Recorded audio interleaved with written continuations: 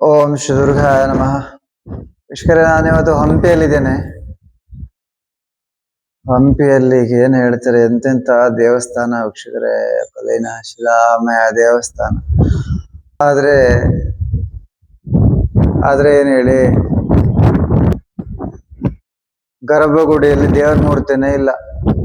ಎಂತ ಕಟಕರು ಇರ್ಬೇಡ ಆ ದಿನಗಳಲ್ಲಿ ನೋಡಿ. ಇವರಿಗೆ ಕಲ್ಲಿನ ಮೂರ್ತಿ ಏನ್ ಮಾಡಿತ್ ಹೇಳಿ. ಇಂತಿಂತ ದೇವಸ್ಥಾನಗಳಲ್ಲಿ ಎಂತೆಂತ ಮೂರ್ತಿಗಳಿದ್ವು ಗೊತ್ತಾ. ಸರಸ್ವತಿ ಮೂರ್ತಿ, ಮತ್ತೆ ಶಿವನ ಮೂರ್ತಿ, ಹಾಗೆ ವಿರೂಪಾಕ್ಷ ದೇವರ ಮೂರ್ತಿ, ಹಲವಾರು ದೇವರ ಮೂರ್ತಿಗಳು ಇದು.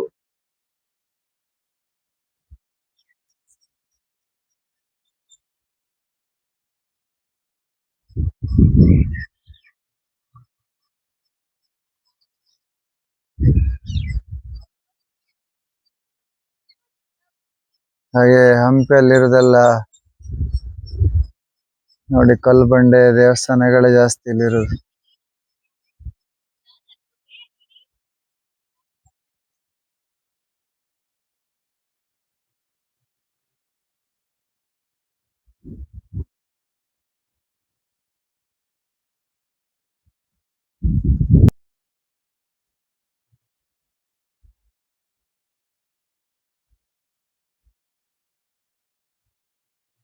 ಓಂ ಶ್ರೀ ದುರ್ಗಾಯ ನಮಃ. ನಮಃ ಶಿವಾಯ. ಶ್ರೀ ದುರ್ಗಾಯ ನಮಃ. ಶಿವ. ಓಂ ಶ್ರೀ ದುರ್ಗಾಯ ನಮಃ. ದುರ್ಗಾಯ ನಮಃ ಶಿವಾಯ. ನೋಡಿ, ಇದೊಂದಿದೆ ಮೂರ್ತಿನ ನೋಡಿ, ಕಿತ್ಕೊಂಡು ಹೋಗಿ ಹೆಚ್ಚು ಕಡಿಮೆ ನೀರಿಗೆ ಎಸೆದಿರ್ತಾರೆ. ಇಲ್ಲೇ ಹತ್ರ ಇರೋ ಕೆರೆ ಅಥವಾ ಹೊಳೆ,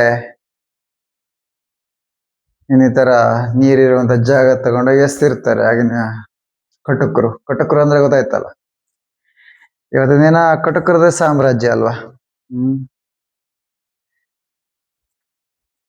ನಮ್ಮ ಸನಾತನ ಸಾಮ್ರಾಜ್ಯ ಯಾವಾಗ ಕಟ್ಕೊಳ್ತೀವಿ, ಯಾವಾಗ ಕಟ್ಕೊಳ್ತಾರೆ ಅಂತ ಗೊತ್ತಿಲ್ಲ.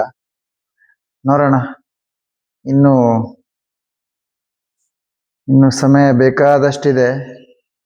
ಸನಾತನ ಶಕ್ತಿ ಕಾಯ್ಕೊಂಡೇ ಇದೆ ವೀಕ್ಷಕರೇ, ಸರಿನಾ?